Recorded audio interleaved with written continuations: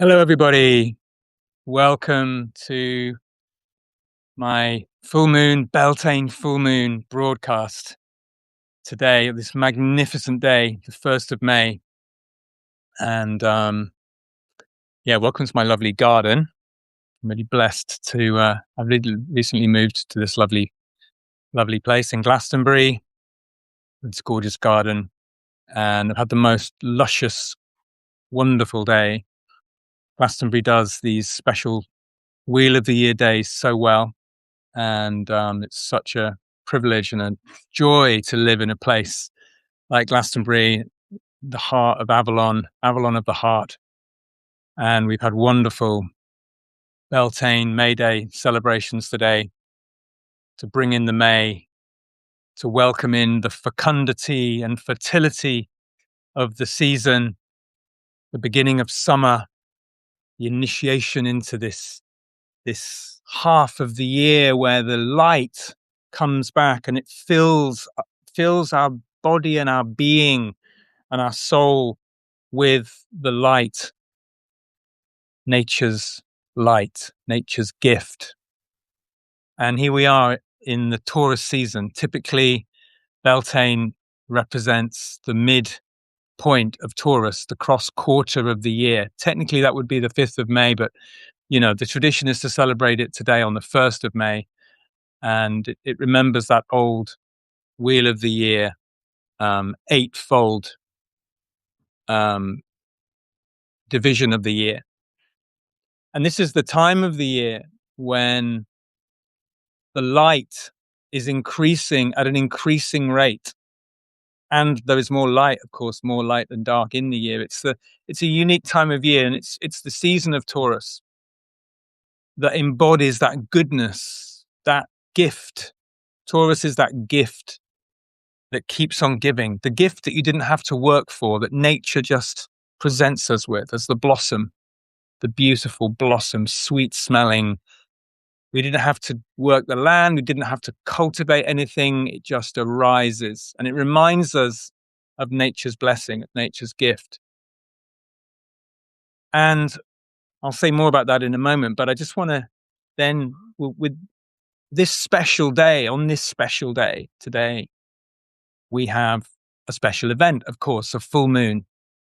The Scorpio full moon always occurs during the Taurus season, but it happens this year to coincide with Beltane as we celebrate it traditionally on the 1st of May. It's a rare occurrence. You think about it, it can only really happen like once out of every 29 or 30 days. So every 29 or 30 years, I should say. So it's a special and quite rare event for these two moments to coincide. So I want to say a little bit about how we might meet this full moon within the spirit of Beltane, and how we might meet this special Beltane energy within the polarity dynamic that a full moon creates. The thing with a full moon is it presents a tension, an opposition. We're in the Taurus season, which celebrates all that is good, fertile, abundant, all all the things that we have to be grateful for, all the things that we can appreciate about the light, about life, about the richness, the soil, the food, everything that is naturally presented to us through this, our beautiful Pachamama, Mother Earth, Gaia. And then we have the polarity of the moon in Scorpio. And Scorpio tends and directs us to look at what is hidden, at what doesn't grow through the light of the sun, through the light of that incredible gift of nature, Demeter's gift, the gift of the earth, the bounty.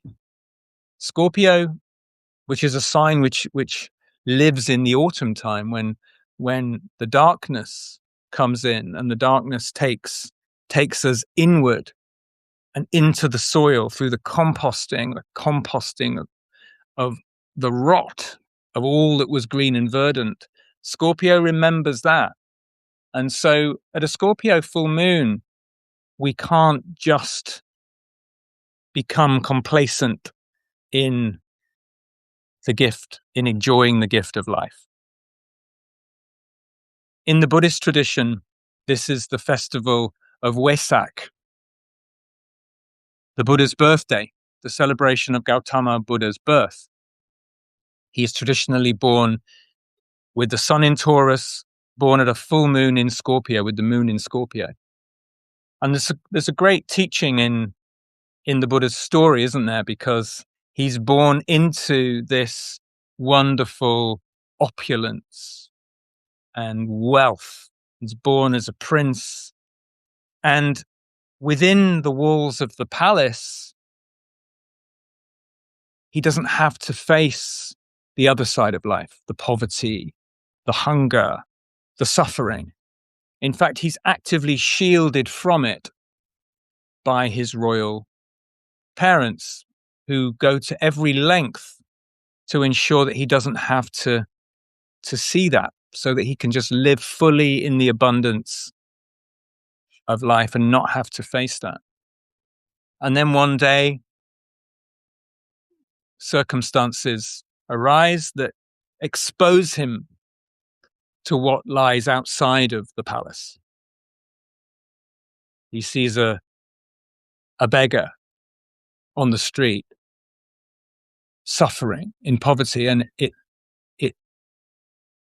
shatters something of his experience, which, because in his experience, everything is good. Everyone is fed and happy and joyous, but there's something that he sees there that compels him to leave the opulence of the palace. And so he goes, against all the wishes of his family, and he explores that path. He comes to know suffering. He encounters suffering in that sense.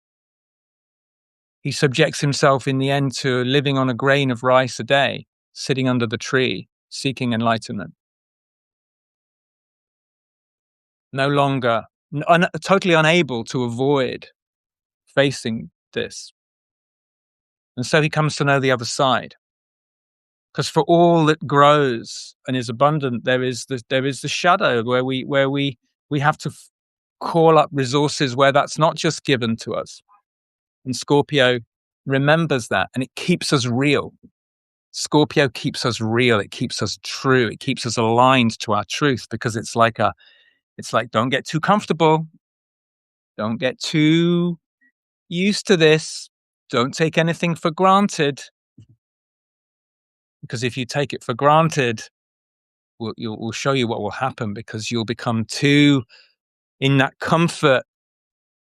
You will lose touch with reality. And the reality, of course, that Scorpio knows only too well is that true abundance only arises when we are fully in line with the cycles of life, the cycles of birth, growth, fulfillment, but also decay, death, and the journey of regeneration, which happens under the ground, in the darkness.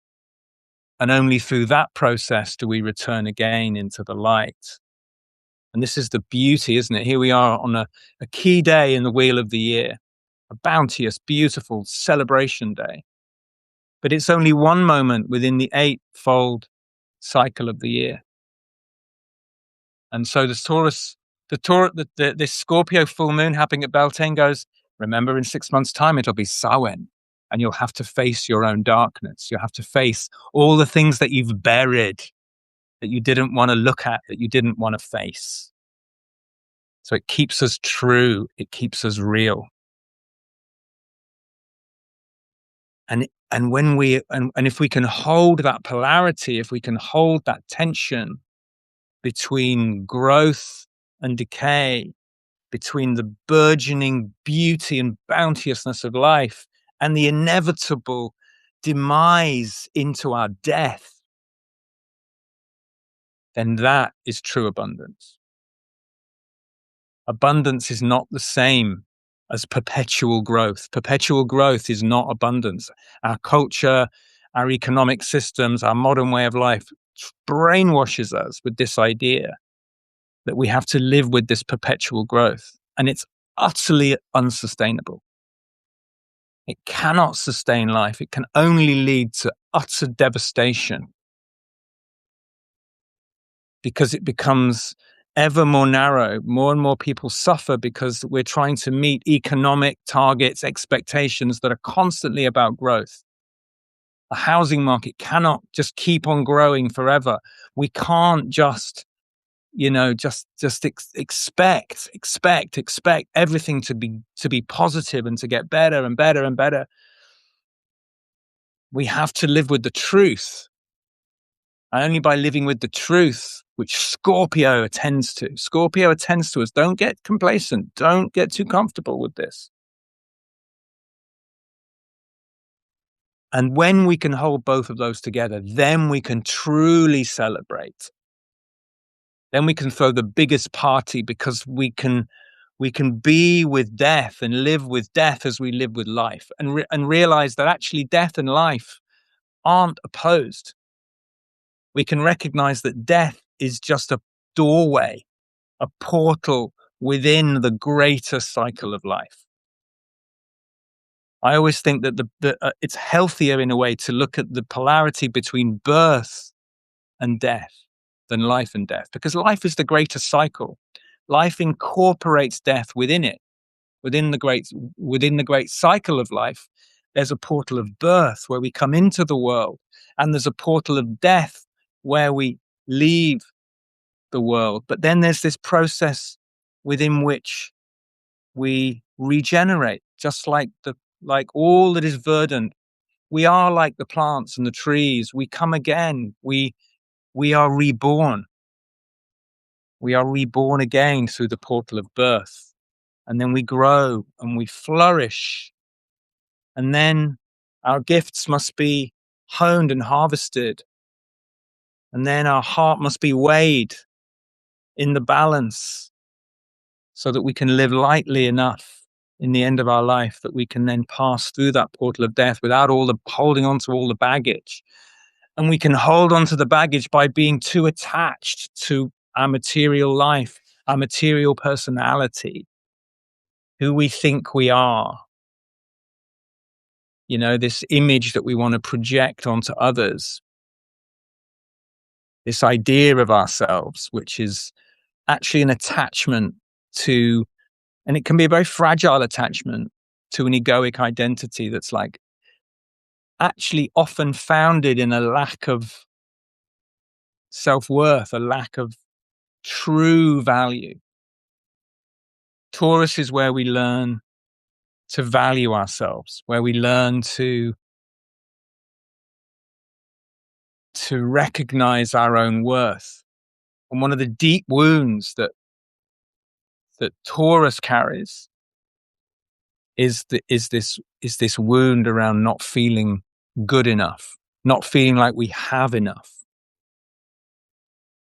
feeling there's not enough, which fuels this myth, this toxic myth that more is better. There's not enough, so I need more. There's not enough, so I need more. I'm not enough, so I need to be more. I don't have enough, so I need to have more. We're caught in this sort of vicious circle type of polarity, when really the gift of Taurian medicine is to drop into the experience of enough, to experience enough, and then to relax into that. I have enough. I am enough. There is enough. And that's an art.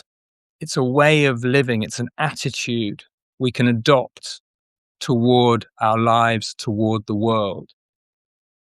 It can take a long time to reach this place, but we reach it by holding the tension with this polarity with Scorpio.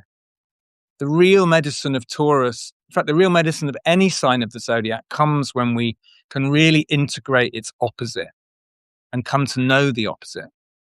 Until we can fully embrace the energy of Scorpio, we can't fully embrace the energy of Taurus. They are two sides of the same coin, two ends of this axis. It's sometimes called the axis of possession.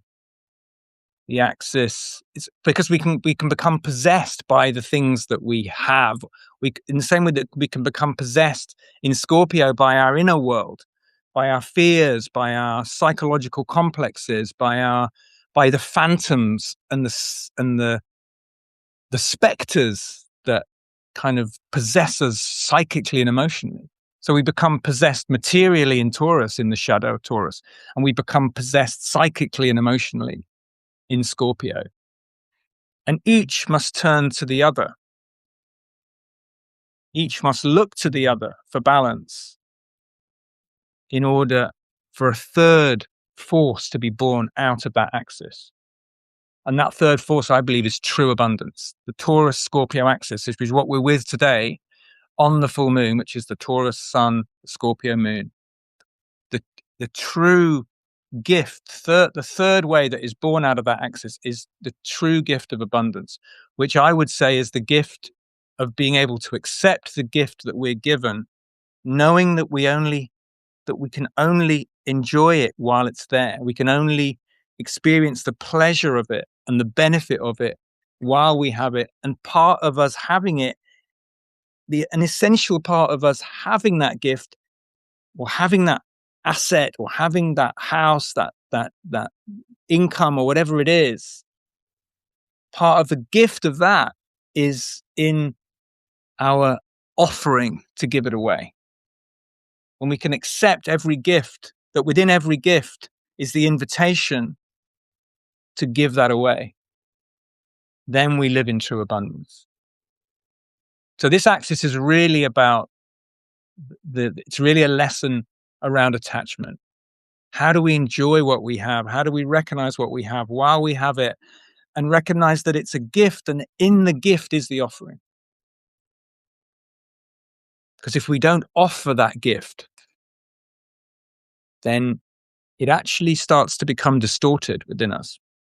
We put it in the bank, we store it away, we go, or if it's a talent as well, we can hoard and possess our own talents too, right? So we can think, well, I'm really good at that, but we kind of keep it to ourselves. We don't share it with the world. We can the first thing, of course, is to recognize when we have a gift or when we have an ability, because Taurus also is the storehouse of our abilities and our talents and our gifts. So if we can recognize, that's the first thing, is to recognize our gifts, because we often, if we're living in an impoverished sense of self-worth, of value, then we don't even recognize them. But once we recognize them, then there's kind of I don't want to call it a duty, but there's a sort of an invitation, a strong invitation for us then to offer that gift out as a service. And in the sense, we then keep it moving, because Taurus is also the area of money, right? What is money? When money flows like water, when it flows through our lives, rather than us hoarding it and expecting it just to grow in it of itself, when money is allowed to move and flow through a life, then it's beautiful, replenishing. It's like a form of love. Money can be a form of love. Even within our totally distorted and toxic money system, money can still be a form of love when it's given as a gratitude, a token of appreciation. But in that token of appreciation, we have to also give it away. This having of Taurus, this growth of the having, and then in Scorpio, we call it having and not having, gaining and losing. We gain in the light, we lose. But is it really losing, or is it actually loosing what we have, loosing our grip on what we have? It's not really losing it, is it? If we're just loosening our grip on it and letting it flow back into the everything, into the all, into the negative space. Taurus holds the positive space. The Taurus will be like, be positive, positive affirmations all the way. Beautiful. Your mantra, your gift, your gratitudes, all of that. It's beautiful medicine. But can we also dwell in the negative space, the dark space that Scorpio offers us?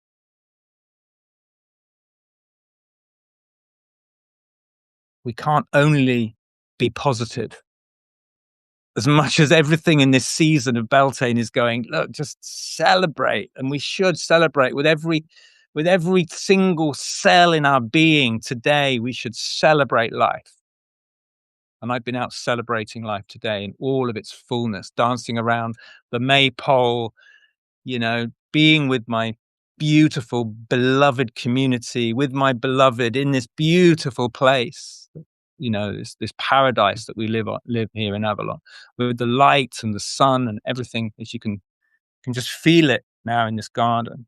To celebrate that, and at the same time, on this Scorpio full moon, to remember that polarity, that flip side on the other side of the year, Samhain, which is not just on the other side of the year, it's on the other side of every positive affirmation that we make.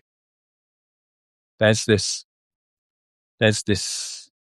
shadow that we also need to tend to with everything that we take in. We take in the food and we love the food, but then we have to excrete the food, right? It comes through the body and the system, and then we have to deal with the shit. Scorpio rules the bowels. It's where that's part of the process. And if we're holding on to it, then we're going to get constipated. We're not going to be able to move it through our system, right? So how do we keep the whole thing moving? How do we, and if we can be mindful enough with the way that we take in food, rather than just greedily kind of stuffing it into our mouth, into our face, which often comes out of a lack of presence. Taurus gives us presence. Scorpio gives us deep knowledge and consequence. Scorpio is a lot about consequence. Scorpio will say, if you're gonna overeat, if you're gonna overindulge, if you're gonna lose presence and just consume everything that life has, then there'll be a consequence to that.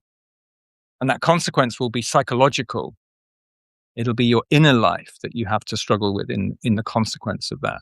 And of course, it can also manifest in the body, as it does. But so we have to tend to our physical well-being.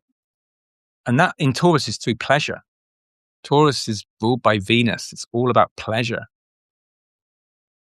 Scorpio is actually ruled by Mars traditionally, which is all about desire. So Scorpio carries the energy of desire.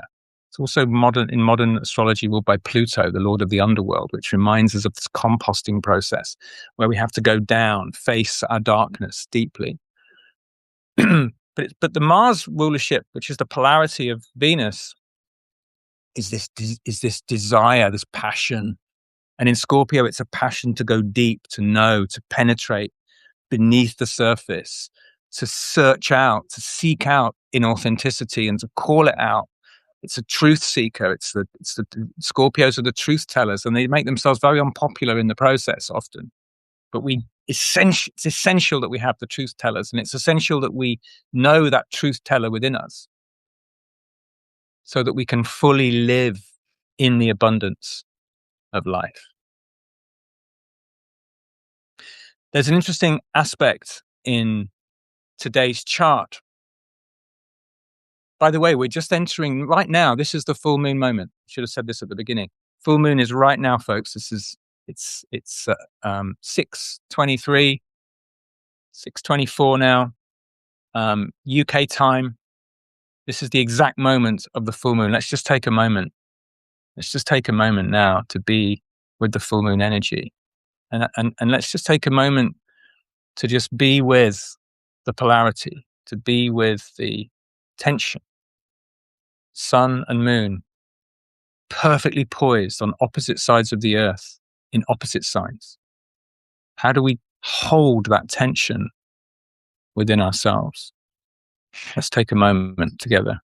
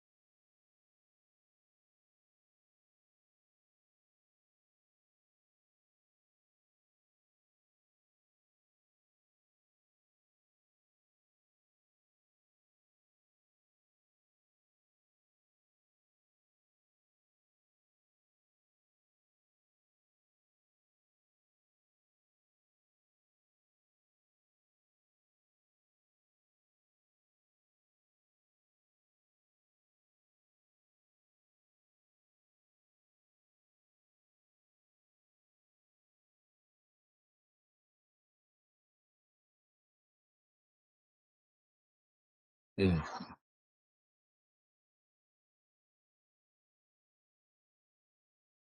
Wonderful. Thank you. Just honor that moment, special moment. They're very precious. These are moments of ceremony when there's a precise alignment in the heavens. I just want to say something about the chart for today. I did post it in my on my newsletter, which you will have come through this morning, so you can have a look on there to see the chart. And I've just highlighted in that chart a particular aspect pattern, which is present between the sun and the moon, which are in opposition, and the moon's aspects to Venus and Saturn. Venus and Saturn are actually in a perfect sextile, 60-degree aspect at 9 degrees of Gemini and Aries, respectively. Venus is at 9 degrees of Gemini. Saturn is at 9 degrees of Aries. And the moon is at 11 degrees of Scorpio. So they're within a 2-degree orb of what we call an inconjunct aspect, each of them. They're both making inconjuncts from their signs to the sign of Scorpio. It's also called a quincunx. It's a 150-degree orb. They're 5 signs apart. And they make a perfect sextile. Now, this aspect pattern is called a yod. It's also been called a finger of fate, and it points at the moon. So these 250-degree, if you can imagine, you've got 2 signs in sextile, 60 degrees apart, Venus in Gemini. Easier if I had the chart on the screen, wouldn't it? But I don't, so you have to imagine it. Making a sextile, and then they're both making these inconjunct aspects to this sort of finger that points at the moon. These are very interesting aspects, and they're a little bit uncomfortable. It's an uncomfortable aspect pattern, but it's like the moon needs to integrate with Venus, even though Venus is coming from a very different place. Venus is in light, pollinating, fluttering, buzzing Gemini, where everything is up in the air. Everything is a little bit interesting and a little bit curious, and we're moving around. There's a flirtatious position for Venus, Gemini. And Saturn's in Aries, where it's my way or the highway. It's like I am the authority. Saturn in Aries, the buck stops with me. I'm responsible. That's the Saturn in Aries position. And then the moon is in Scorpio going, you need to know the truth. You need to go deep. Don't be hasty. Scorpio looks at Aries and goes, you're too hasty. You're too quick. You're too impulsive. Know the deep places. Looks at Gemini and similar, goes, you're too frivolous. You're too all over the place. You're buzzing around. Stay, go deeper, slow down, look within. That's what the moon is saying. So there's a discomfort between Scorpio and Gemini, between Scorpio and Aries. But there's also a longing. It's an aspect of longing. There can be misunderstandings. There often are misunderstandings between these signs. But there's this longing, this fascination to integrate this other energy. So when you've got 2 of them in a chart like this, forming a sextile on the other side, because Venus and Saturn are in a beautiful sextile relationship where they really kind of get each other. Aries and Gemini just get each other very well. So Venus and Saturn are like, there's an opportunity here to mature in our relationships. Saturn can help mature a relationship. It can help it to anchor in and to take form. But it needs to know this depth of Scorpio. So we need to be able to go deep into the Scorpio medicine, face the shadow, know the truth, which is a little bit edgy. But if we can stay with it and recognize it's not a direct opposition, it's not a tension like we've got in the Taurus Scorpio opposition. It requires us to surrender something. It requires us to go on a bit of a journey to discover it. And it's all pointing at the moon. There's everything pointing at the moon. Can we go deep enough?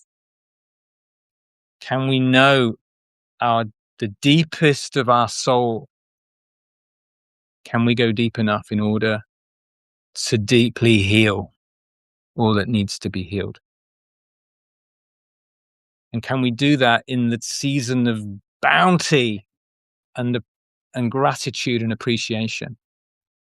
There's a beautiful expression, a phrase that I quote all the time, and it's in my book, Your Zodiac Soul, in the Taurus chapter.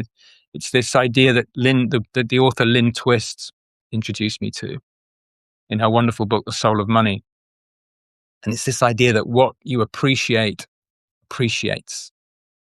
When you bring your appreciation, your gratitude to that which you recognize and can acknowledge in your own life, that which you bring appreciation to actually grows. I would say it's the principle of natural growth. It comes through blessing, through gratitude, through honoring, through prayer. And what is a prayer? We often think in our modern thinking, we think, a prayer is when you wish for something to be better. I pray that this situation gets better. That's more of a petition, I think, than a prayer. I would say, and certainly the indigenous idea of prayer is that a prayer is a gratitude. You're saying thank you. You're not saying, please make it better. Please change the situation so that it's not so terrible. You're actually just saying thank you for what I have. Thank you for the way things are. So this ability to accept, to allow in, and for us to drop in to that place of natural appreciation, that's the most beautiful medicine there is. And we become more articulate and more able to do this when we can hold this Taurus Scorpio tension. So let's see this Scorpio full moon as a gift that can raise our awareness, that can enhance our perception, that can allow us that can stretch us to know ourselves in a deeper way.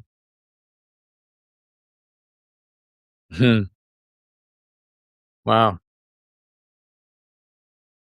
That feels right. That feels true.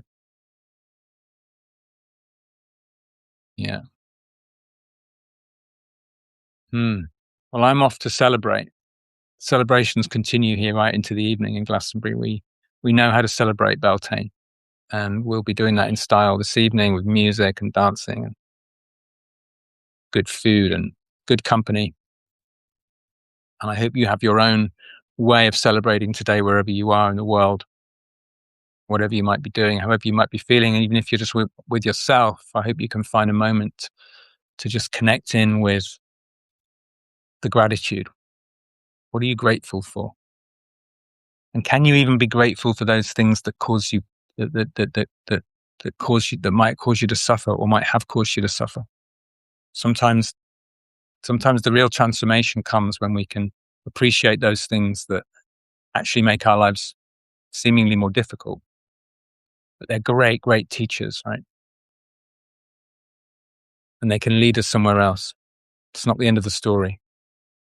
We can transform. Scorpio brings transformation ultimately when we're willing to embrace that, to face the shadow. Thank you for listening. Those of you who are here, I can see a few of you on the live chat. Thank you, Andrea there for your comment. Beautiful.